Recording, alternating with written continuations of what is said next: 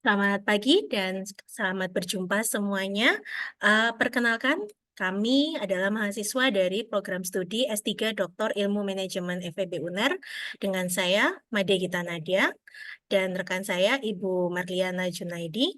Kami akan mempresentasikan sebagai tugas dari mata kuliah Filsafat Ilmu Manajemen, TM kedua, mengenai Everyone is a Philosopher.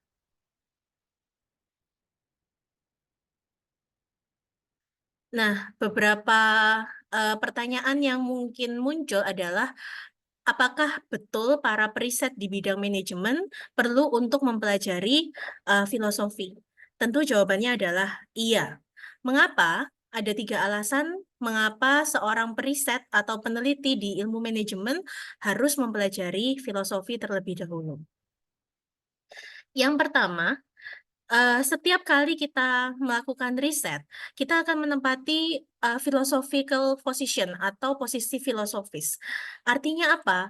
Bahwa posisi filosofis ini yang akan mendasari semua keputusan dan pendapat dari peneliti. Misalnya, beberapa hal itu akan menentukan pandangan kita terhadap isu yang mau diteliti. Misalnya, apakah kita akan meneliti tentang sesuatu yang sudah diterima secara umum dan menggunakan asumsi yang sudah disetujui sebelumnya. Misalnya, karena saya dari background keuangan, apakah misalnya mengenai hutang, apakah hutang itu baik bagi perusahaan, apakah hutang itu memberatkan perusahaan. Jika kita menggunakan posisi filosofis yang sudah memandang, oh hutang itu pasti buruk.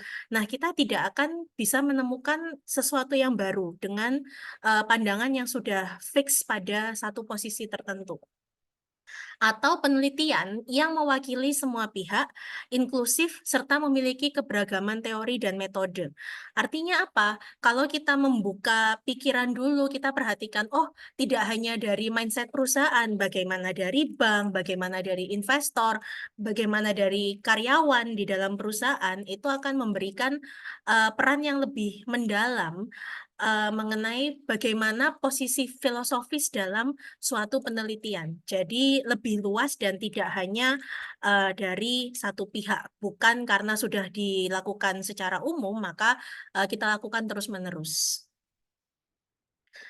Alasan yang kedua, bahwa supaya bisa relate, bisa apa ya, berhubungan langsung dengan pembaca dan peneliti berikutnya. Seringkali penelitian itu terjebak hanya menggeneralisasi suatu hal. Artinya apa? Oh, temuannya artinya A, B, C. Sudah, hanya berhenti di A, B, C saja. Padahal A ini sebenarnya bisa diterjemahkan menjadi kebijakan publik, menjadi dasar dari aksi manajemen, dan contestable. Contestable artinya bisa diperdebatkan untuk membuka debat selanjutnya. Misalnya contoh dari buku adalah tentang biaya transaksi misalnya. Biaya transaksi artinya biaya yang dibebankan perusahaan karena sudah memberikan barang dan jasa misalnya. Nah, ini kalau misalnya hanya dilihat dari sisi perusahaan, itu seolah-olah perusahaan hanya ingin mengambil untung.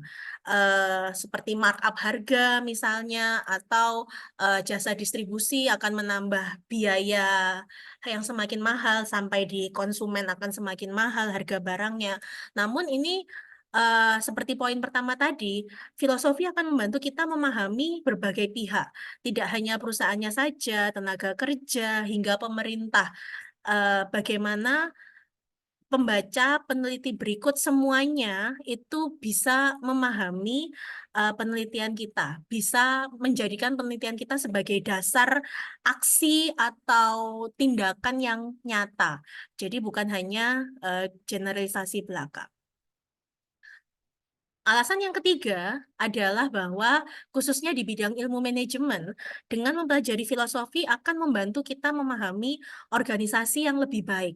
Kita seringkali hanya berfokus pada mikronya, satu organisasi saja. Kita tidak menghubungkan organisasi dengan ekosistemnya yang lebih luas, misalnya di bidang sosial, bidang ekonomi, politik, dan budaya. Seringkali riset itu seolah-olah menggunakan bahasa yang normatif. Artinya, bahasa yang apa ya, yang baik-baik saja dalam tanda kutip, sehingga justru tidak bisa diteliti secara empiris. Maka jangan sampai penelitian kita ini ditunggangi oleh kepentingan tertentu, misalnya karena sudah memiliki ideologi tertentu, misalnya. Misalnya, karena saya bidang keuangan lagi meneliti tentang dividen. Lalu ternyata saya didekati oleh perusahaan, tolong dong penelitiannya tuh bilang bahwa dividen tuh nggak usah dibagikan, sisa sisa profit perusahaan ya untuk perusahaan mengembangkan diri. Nah, itu kan jangan sampai riset itu ditunggangi oleh kepentingan tertentu. Padahal dari pemerintah sudah memberikan keringanan pajak tentang dividen, ada insentif bagi perusahaan yang membagikan dividen dan lain-lain. Sehingga jangan sampai dengan filosofi justru kita memahami penelitian secara sempit, apalagi membela pihak-pihak tertentu. Kita jangan sampai lupa bahwa organisasi adalah bagian dari ekosistem yang lebih luas lagi. Itu 3 alasan mengapa seorang periset manajemen harus memahami dulu filosofinya. Tapi dasarnya filosofi ini apa sih? Di buku yang kami acu, definisinya masih terbuka dan berjalan terus. Istilahnya masih work in progress. Jadi bukan definisi yang fix dan pasti. Tapi salah satu dasar pemahaman filosofi adalah kita harus mempertanyakan terus pertanyaan dasar tentang sifat dari kenyataan atau realita yang ada di sekitar kita, pengetahuan, bagaimana cara memperoleh pengetahuan tersebut, alasannya, bahasanya, moral, etika, dan nilainya.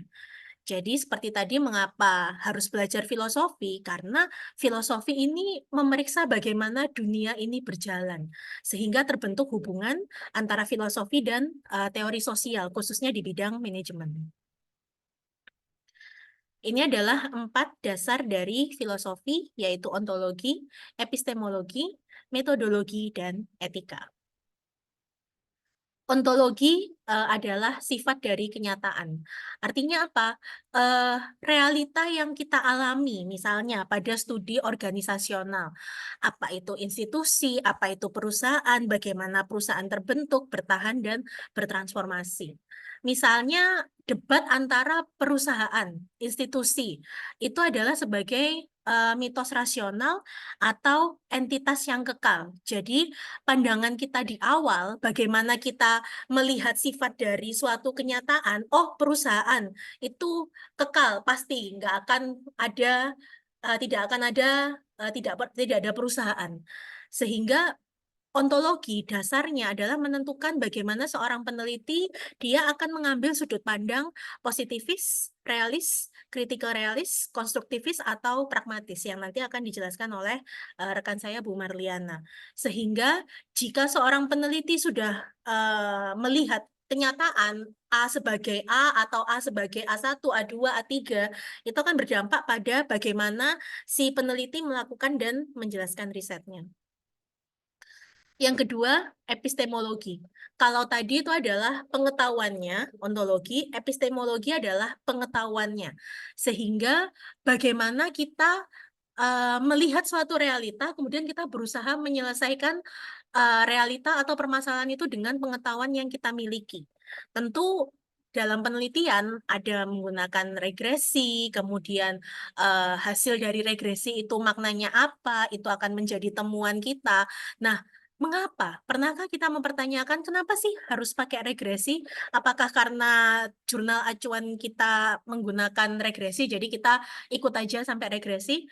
Nah, kalau seperti itu kan tidak akan ada kebaruan penelitian. Padahal salah satu tujuan penelitian adalah menemukan dan menyelesaikan research gap atau kebaruan. Nah, inilah yang diawali dulu dari Vienna Circle, kemudian Ford Foundation, Carnegie Corporation, hingga Academy of Management. Sehingga epistemologi ini apa? Justifikasi. Bagaimana kita menyelesaikan suatu permasalahan, bagaimana kita melihat pengetahuan. Ini sebagai building blocks atau penyusun dari epistemologi. Akan ditentukan oleh bagaimana reliable bisa diandalkan dan sebagaimana valid hasil penelitian kita.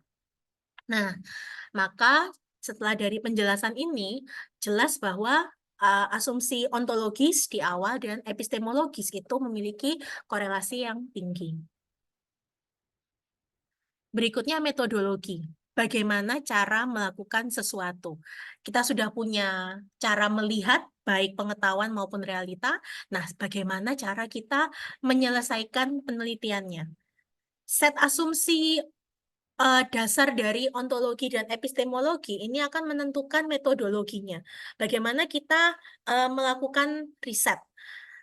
Riset itu kadang kita bicara tentang kekakuan. Kekakuan dalam arti, oh kalau misalnya kuantitatif ya pasti harus pakai regresi. Oh kalau mau melihat perbedaan antar dua institusi harus pakai ANOVA. Itu masalah kekakuan. Bagaimana kita pendekatan analytical data. Ada bahkan yang beranggapan bahwa seringkali kita terbagi kan dalam penelitian ilmu sosial itu kuali atau kuanti nomor satu. Padahal tidak bisa dikotomi seperti itu. Pembagian hanya mengkotakkan riset menjadi dua antara kuali dan kuanti dan apalagi sampai berantem ya antara kuali dan kuanti ini adalah kejahatan. Di bukunya disebut seperti itu. Karena ini akan membatasi peneliti untuk melakukan riset seolah-olah oh Bu Gita selama ini kuanti terus pasti nggak bisa bikin kuali. Atau saya malah menghalangi diri saya untuk melakukan riset kuali karena merasa ya sudah kalau saya di kuanti ya kuanti terus kaku risetnya seolah-olah harus mengikuti tradisi riset yang ada. Dengan filosofi, bagaimana kita melakukan metodologi itu menjadi salah satu juga cara menentukan metode yang akan digunakan. Dan yang terakhir, etika atau posisi moral dari seorang peneliti. Bahwa etika itu tidak sama dengan mengikuti aturan. Etika itu bukan mengikuti aturan. Karena apa? Etika itu lebih luas daripada aturan. Etika itu mewakili nilai-nilai, kepedulian yang lebih luas. Bukan hanya pada satu topik penelitian, tapi bagi subjek yang terdampak dari penelitian tersebut. Makanya kenapa sampai ada komite etika riset atau set etika penelitian yang ketat itu untuk melindungi populasi yang terdampak dari hasil riset. Seperti tadi, kalau misalnya saya mengerjakan riset tentang dividen, pesanannya adalah hasilnya tuh dividen tidak bagus loh Mbak, jadi dividen tuh menurunkan nilai perusahaan. Nah, dampaknya apa? Investor akan tidak percaya pada perusahaan, bursa efek, saham, itu akan semakin turun nilainya karena investor merasa loh, aku nggak dapat dividen, untuk apa aku investasi? eh, Riset itu diupayakan supaya sesuai batasan etika dan moral, eh, dampak dari riset itu yang akan lebih luas daripada proses riset itu sendiri. Jadi itulah 4 dasar filosofi untuk penelitian dari ontologi, epistemologi, metodologi hingga etika.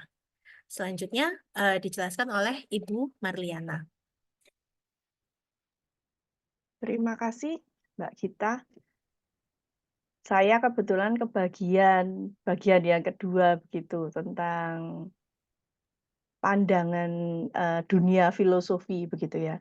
Nah, sebetulnya awalnya ada 4 nih tentang positivism, realism, critical realism, constructivism, hanya 4 ini. Tetapi terus diikuti, ditambahi begitu ya dengan 2 perspektif dari sisi pragmatisme dan perspektif politikal. Nah, mari kita bahas satu-satu begitu.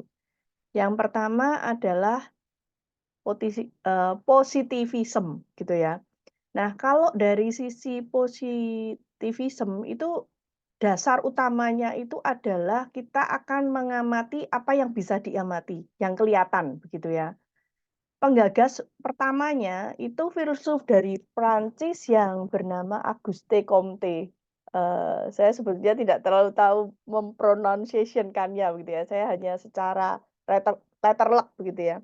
Ini dimulai di abad 18. Jadi dia beranggapan bahwa pikiran kita begitu ya, spiritualitas dan juga metafisika itu dapat atau mengarah pada di mana kita akan memahami hukum-hukum yang ada di fenomena di sekitar kita seperti itu. Nah, harapannya di sini dari positivism ini, pendekatan-pendekatan yang ada di ilmu pasti begitu ya, di ilmu matematika, ilmu alam, itu juga mestinya bisa dong diterapin di ilmu-ilmu sosial begitu ya. Nah, terus muncullah ini peneliti atau filsuf lain begitu ya, bernama Frederick Taylor. Dia menerbitkan buku The Principle of Scientific Management begitu ya.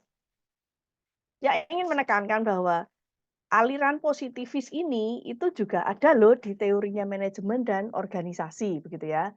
Contohnya adalah bagaimana pengukuran proses kerja itu harus akurat. Kenapa? Karena kalau tidak akurat itu nanti bisa mempengaruhi bagaimana perusahaan atau pemangku kepentingan di perusahaan itu untuk melakukan penyusunan dan pelaksanaan strategi.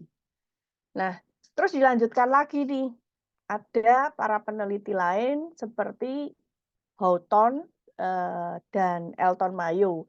Mereka melakukan studi kalau Hawthorne itu di tahun 1924, sedangkan Elton Mayo di 1927. Mereka mencoba meneliti hubungan antara tindakan organisasi dan efisiensi pekerjanya, begitu ya. Tetapi dengan validitas prediksi di dalam eksperimennya ilmu, pasti begitu ya, ilmu pengetahuan alam, seperti itu. Lalu, next Mbak Gita.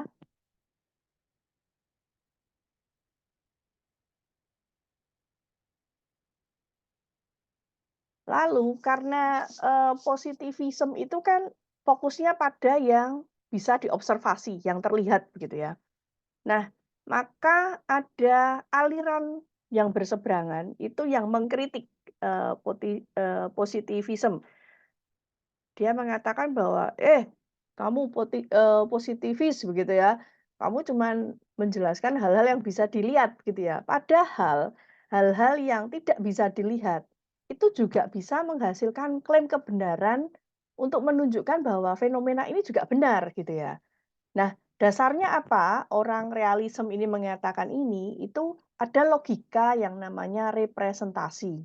Nah, dia mencoba mengambil juga, apa, ilmu-ilmu dari ilmu pasti begitu ya, seperti atom gitu ya. Atom itu ada, semua yakin ada begitu ya, tapi kan tidak terlihat gitu ya. Nah, itu mestinya juga bisa berlaku di ilmu sosial begitu ya, bahwa di istilahnya di sini ada artefak sosial yang namanya budaya, itu sebetulnya juga ada kan begitu ya, itu nyata ada. Tapi bagaimana kita menunjukkan bahwa itu ada, itu tergantung dari kemampuan kita itu melakukan berteori atau, mungkin kalau anak muda sekarang berimajinasi begitu ya, bahwa ini tuh gini loh rangkaian ceritanya begitu ya. Dengan berdasarkan, logika yang jadi bisa diamati. Kita mencari sesuatu yang bisa diamati.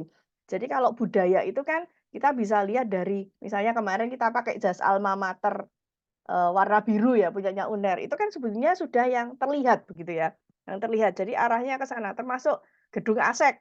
Oh ini pasti punyanya UNER begitu ya, karena di universitas lain tidak ada di gedung ASEK seperti itu. Nah itu yang diinginkan oleh dari aliran realisme ini. Nah terus ada lagi nih penggagas di realisme bernama Godfrey dan Hill, itu tahun 95, itu mengatakan bahwa atau dia menemukan bahwa ternyata sebagian besar dari teori organisasi, seperti di sini dicontohkan ada teori keagenan, the resource based view, terus juga ada transaction cost economics, itu sebetulnya semua didasarkan pada perspektif realisme, seperti itu. Lalu apalagi nih? Kita next, Mbak Gita. Nah, realisme ini ada tugas dan hasil yang dia berikan begitu ya. Karena dia tadi itu, nggak cuman melihat apa yang bisa dilihat, maka untuk menjadikan yang tidak terlihat ini menjadi bisa dilihat begitu ya, atau bisa dipahami, maka tugasnya yang pertama adalah dia harus mengembangkan proxy construct, gitu ya. Jadi kalau budaya tadi ya, apakah budaya itu hanya dilihat dari itu begitu ya? Dari peraturannya juga bisa, bagaimana interaksi antar orangnya juga bisa. Nah, itu harus dibentuk konstruknya itu, seperti itu.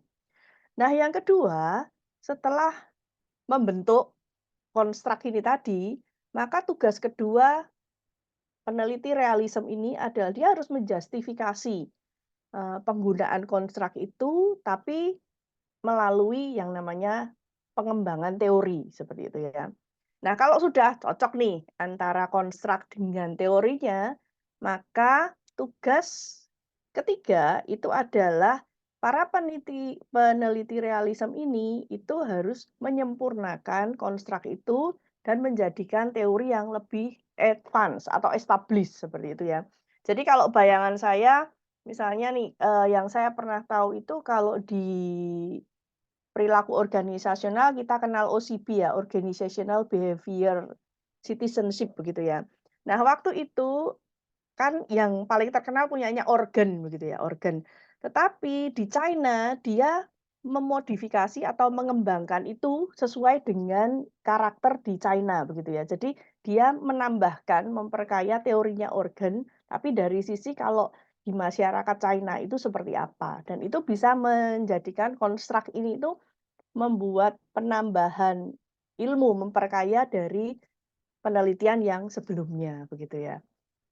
Nah, terus hasilnya apa nih? Hasilnya selain itu tadi ya, selain, kalau contohnya tadi OCB tadi ya, sebetulnya pada proses pengajaran begitu ya, pengajaran termasuk pada kita, kita ini ya, mahasiswa S3 UNER ini, itu teori organisasi itu ketika kita melakukan penelitiannya dengan metodologi dan mengadopsi secara epistemologi dan ontologi yang tadi dijelaskan oleh Bu Gita, secara konsisten begitu ya, dengan realisme tadi, bahwa kita membuat proksi, konstruk begitu ya, menguji lagi, bandingin dengan teori, bangun teori, terus menyempurnakan begitu ya. Nah, ternyata banyak sekali teori-teori ini yang dari aliran realisme ini muncul begitu ya. Kalau di sini kan yang dicontohkan ada transaction cost, industry structure, dan juga batas-batas organisasional begitu ya. Dan ini itu diklaim sebagai kebenaran manajemen dan ilmu manajemen dan organisasi untuk aliran realistis ini tadi. Oke, realisme itu kita berpindah ke poin yang ketiga ya tadi ya, critical realism. Nah, ini perintisnya adalah Roy Bhaskar, tahun 1978 gitu ya. Ini telah banyak juga diterapkan dalam ilmu-ilmu sosial seperti di ekonomi, sosiologi, dan studi tentang organisasi. Nah, kalau aliran realisme itu kan dia kaku pada jika ini, maka ini, begitu ya. Tapi kalau critical realism itu, dia itu mencoba lebih memfokuskan begitu ya, bahwa hukum-hukum atau teori-teori ini sebetulnya akan dihasilkan ketika sistemnya itu tertutup. Di mana pengaruh-pengaruh yang lain itu bisa dikendalikan. Nah, ini biasanya kita dapatkan di penelitian eksperimental gitu ya. Jadi kita mengkondisikan yang luar itu tidak mempengaruhi begitu ya, dikendalikan, jadi dikontrol gitu ya. Nah, eh, apalagi yang harus ini ya, lakukan ketika kita mau mendapatkan hasil yang benar-benar valid begitu ya, untuk konstruk kita. Itu selain tadi lingkungan di luar itu dikendalikan, itu dalam lingkungan atau ilmu kajian sosial. Lalu sistem itu, sistem yang seperti ini tadi ya, yang eksperimental ini, itu tidak ada dan Tidak ada kesimpulannya dan berasal dari apa yang mereka dapat sorry, berasal dari apa yang mereka dapat, digeneralisasikan, seperti itu. Kita lanjut, Bu Gita. Nah, kalau dari critical realism sendiri, itu mengkritik bahwa penelitian yang ada itu tidak membedakan antara korelasi dan kausalitas. Dan, eee, critical realism ini fokusnya pada korelasi antara fenomena yang diamati. Berikutnya mereka juga fokus pada penekanan peran replikasi dalam penelitian. Lalu, temuan penelitian ini tidak boleh digeneralisasikan kecuali pada saat direplikasi, kecuali pada saat melakukan ini, penelitian itu dapat direplikasi secara keseluruhan, termasuk sampelnya direplikasi, populasi, dan juga metode penelitiannya.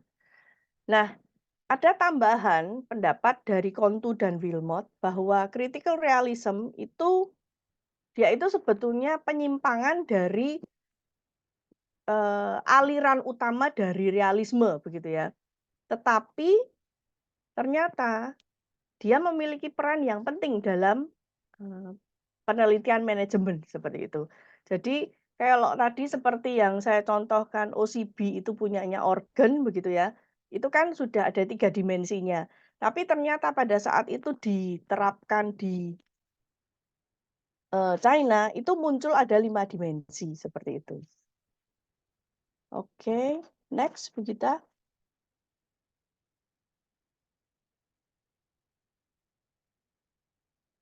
Nah, ini adalah aliran yang keempat dalam filosofi, begitu ya, yaitu konstruktivisme.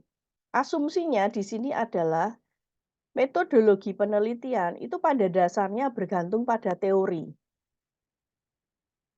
Ditambahkan lagi oleh Boyd, tahun 91, di mana posisi teori itu tidak hanya memandu posisi dasar penelitian, tapi juga menentukan apa yang ditafsirkan sebagai masalah penelitian, prosedur teoritis yang digunakan, dan apa yang merupakan observasi dan bukti, begitu ya. Jadi, teori ini jadi seolah-olah menjadi dasar untuk semuanya, begitu. Tetapi konstruktivis ini, itu dia mempunyai pandangan, oke, teori ada, begitu ya, tapi peneliti itu diposisikan sebagai pengrajin, begitu ya. Dia yang membuat, begitu. Nah, karena dia itu harus membuat, maka peneliti itu juga bisa menciptakan pengetahuan. Nah, pengetahuan ini nanti yang akhirnya bisa diterapkan untuk di dunia praktek, seperti itu. Selanjutnya, Mbak Gita. Nah, tetapi konstruktivis ini punya tantangan. Tantangannya adalah yang harus dilakukan atau istilahnya hal yang harus dia penuhi dulu itu adalah penelitian dilakukan oleh subjek yang tidak memihak, terpisah, dan netral dari nilai netral, dan berusaha mengungkapkan objek atau fenomena yang didapat, dilihat dengan jelas. Nah, ini contohnya adalah yang ada di buku, ini, Laboratory Life, begitu ya, di mana ini ada sebuah analisis etnografi, gitu ya, yang komprehensif di Salk Institute, for Biological Science di California, begitu ya, tahun 79, lalu dipublish kembali sepertinya tahun 2013. Nah, dalam proses, analisis ini, penelitian ini, itu ternyata membuka hal baru atau ketemu hal baru, begitu ya, bahwa penelitian ilmiah itu yang bisa memberikan kontribusi besar terhadap subbidang penelitian seperti etnometodologi. Nah, ini memunculkan yang namanya aktor network teori, seperti itu.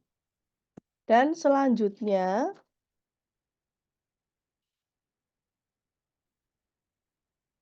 tadi ada 2 tambahan ini ya. tambahan perspektif yang pertama dari sisi pragmatisme begitu ya. Nah, ini penggagasnya adalah John Dewey dan William James abad ke-19. Pragmatisme itu mempunyai pendapat atau pandangan bahwa pengalaman manusia, baik individu maupun kolektif, itu bisa menjadi faktor penentu dalam tindakan gitu. Lalu pandangan yang kedua, itu adalah kegunaan dan kemampuan penerapan suatu teori itu jauh lebih penting daripada benar atau tidaknya teori tersebut. Nah, nanti, mungkin dari gambar visualisasi akan terlihat. Jadi, di sini pemecahan masalah itu adalah fokus utama orang-orang di aliran pragmatisme. Jadi kita tidak peduli apakah teori itu benar atau salah begitu ya. Hasilnya bagus apa enggak begitu dari penelitian kita. Yang penting hasil penelitian itu bisa enggak memecahkan masalah. Nah, untuk penerapannya di sini ada 2 hal yang bisa memakai atau menggunakan atau sudah ada bukti penerapannya di ilmu manajemen dan juga di, penelitian pragmatis yang kontemporer gitu. Nah, di ilmu manajemen mengembangkan konsep yang dapat diteliti karena konstruk terbaik adalah yang dapat dipelajari. Jadi karena dia pragmatis, dia pengennya itu terlihat, bisa diamati, bisa dipelajari, lalu bisa diterapkan, seperti itu ya. Nah, contoh yang lain itu di pragmatis kontemporer, itu sekarang sudah banyak penelitian yang membantu para manajer untuk bertahan di perubahan teknologi yang sangat cepat ini, begitu ya. Bagaimana dulu hanya dengan teknologi analog, sekarang sudah digital ya. Semuanya menjadi lebih cepat, semua ter-record secara digital. Nah, eee, para pragmatisme ini, mereka mencoba menggali, mencari untuk mendapatkan teori yang bisa mereka pakai untuk memecahkan masalah perubahan yang cepat ini tadi, seperti itu. Nah, selanjutnya political. Political ini kenapa masuk begitu ya? Ternyata dari, penelitian atau pengamatan Gibson, Barrell, dan Gareth Morgan ini, di penelitiannya yang terkenal tentang sociological paradigm dan organizational analysis, itu sebetulnya awalnya untuk organizational analysis itu hanya memandang sisi subjektif dan objektif aja, selesai gitu ya. Tapi ternyata mereka menambahkan adanya kerangka politik gitu ya, dari paradigma yang terjadi di sekitar kita ya. Tapi ini pemahaman ini disesuaikan dengan filosofi tertentu begitu ya. Nah, nanti akan ada contohnya. Lalu keputusan untuk mempertimbangkan atau mengabaikan status quo sosiopolitik itu merupakan tindakan politis, termasuk ada perdebatan tentang sesuatu begitu ya. Sesuatu itu bagian dari tindakan filosofis. Ada gap yang berbeda, tadi yang disampaikan oleh Bu Gita, itu juga akan masuk di situ proses politikalnya gitu ya. Terus poin yang ketiga dari politikal itu selalu ada data yang mengandung implikasi politik dan filosofis yang perlu diperhitungkan saat kita melanjutkan pemahaman kita tentang konsep, konstruk, dan juga gagasan. Nah, mari kita masuk ke contoh. Jadi di buku ini memberikan contoh tentang kejadian ketimpangan di masyarakat AS gitu ya, Amerika Serikat gitu ya. Nah, di tahun 2020 itu Amerika Serikat itu kehilangan lebih dari ini karena kasus Covid ya, karena kasus Covid jadi kehilangan lebih dari 7% lapangan pekerjaan atau sekitar 11 juta pekerjaan. Ini kan,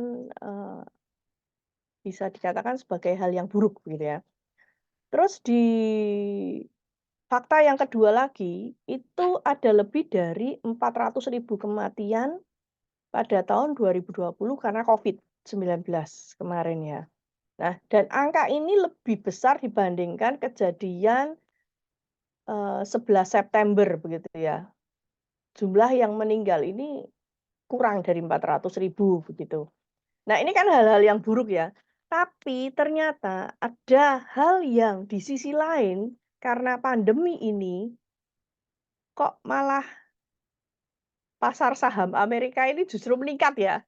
Meningkat lebih baik begitu ya. Ini kan ada fenomena yang berbeda begitu ya.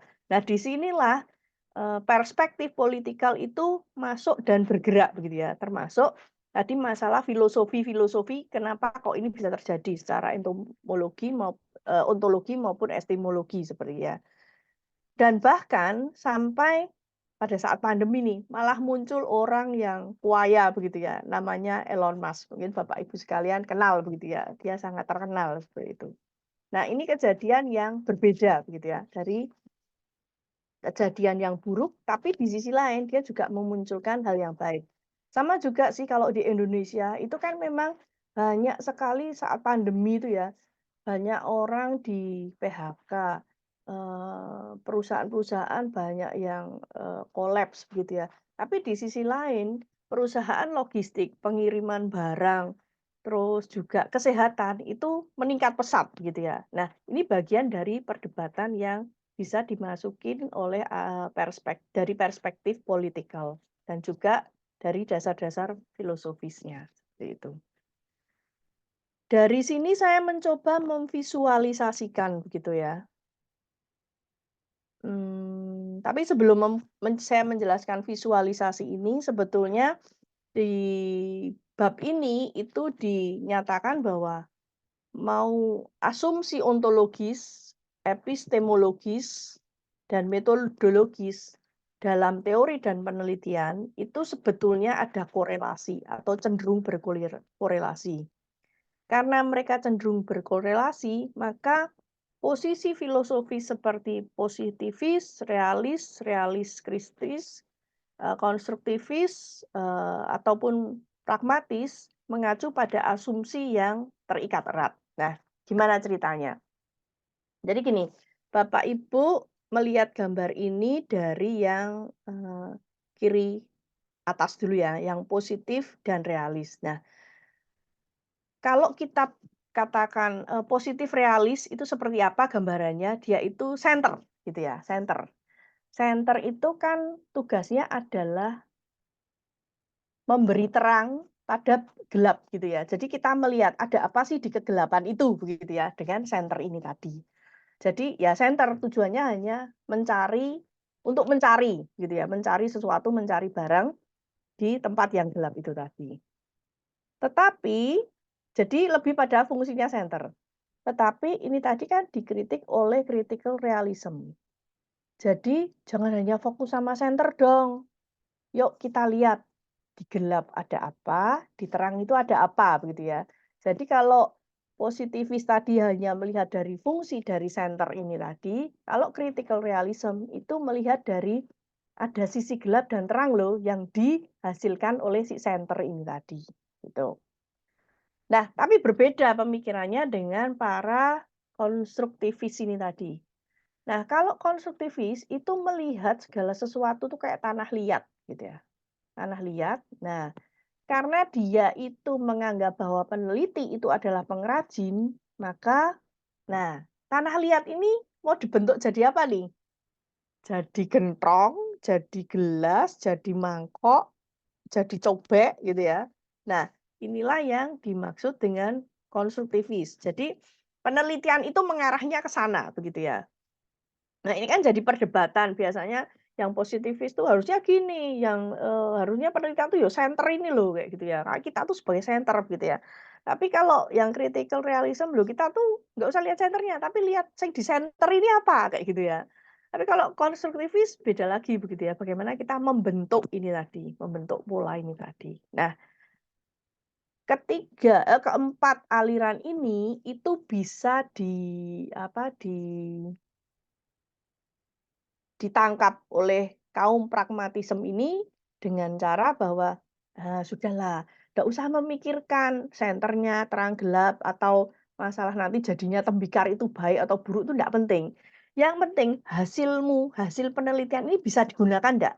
Ini orang-orang pragmatisme gitu ya. Terus mau teorinya bagus atau enggak, hasil terbitnya bagus atau enggak, yang penting itu enggak masalah begitu ya, baik dan, atau itu tidak sempurna pun enggak masalah, tapi yang penting dia bisa memecahkan masalah begitu ya.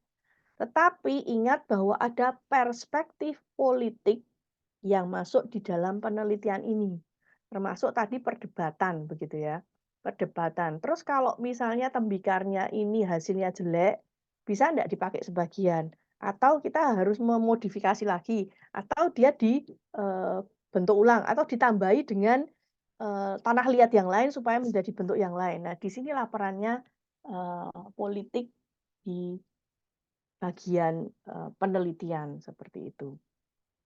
Nah, berikutnya semoga Bapak Ibu tambah jelas ya, atau tambah bingung ini. Nggak apa-apa, nanti kalau bingung itu berarti kita ada ruang untuk berdiskusi begitu ya. Nah, ini contoh-contoh bagaimana interaksi antara ilmu filosofi gitu ya, dengan teori-teori yang ada di organisasi gitu. Teori organisasional gitu ya.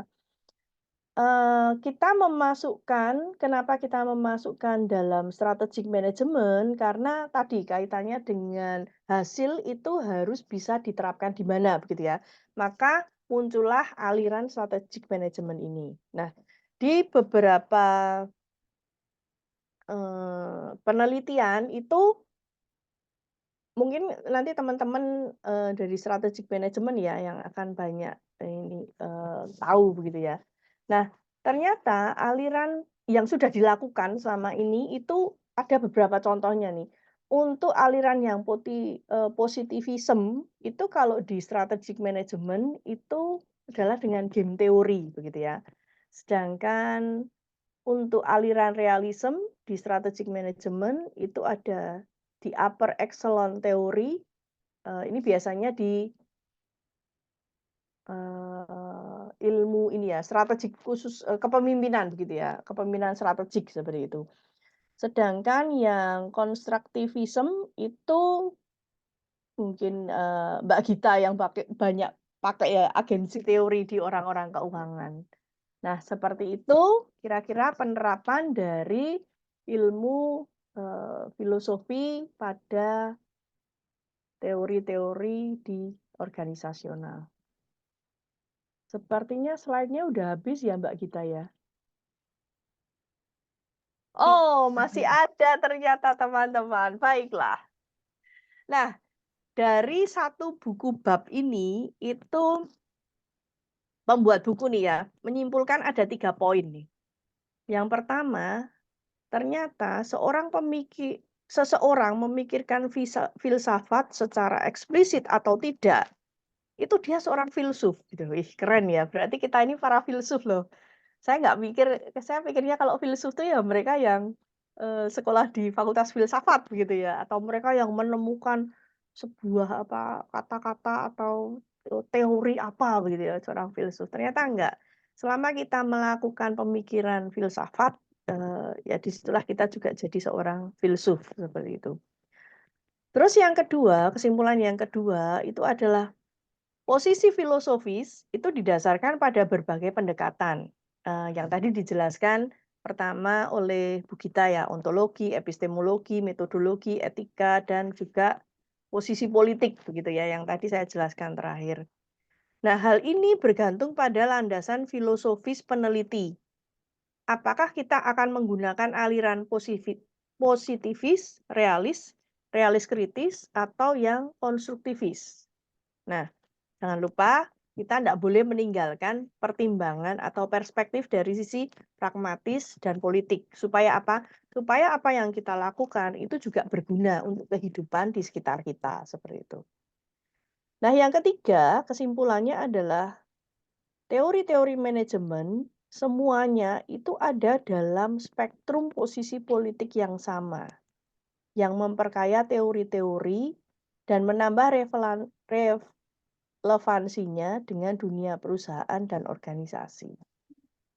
Gitu teman-teman semua, semoga apa yang Bu Gita dan saya sampaikan dapat menambah ilmu kita semua Terima kasih. Bu Gita, ada yang mau disampaikan? Cukup, terima kasih Bu Marliana dan terima kasih semua yang sudah mudah-mudahan menonton dan mendapatkan manfaat dari penjelasan kami. Terima kasih, selamat pagi dan semoga bermanfaat. Terima kasih. Yes, Tetap sehat dan semangat. sehat, semangat.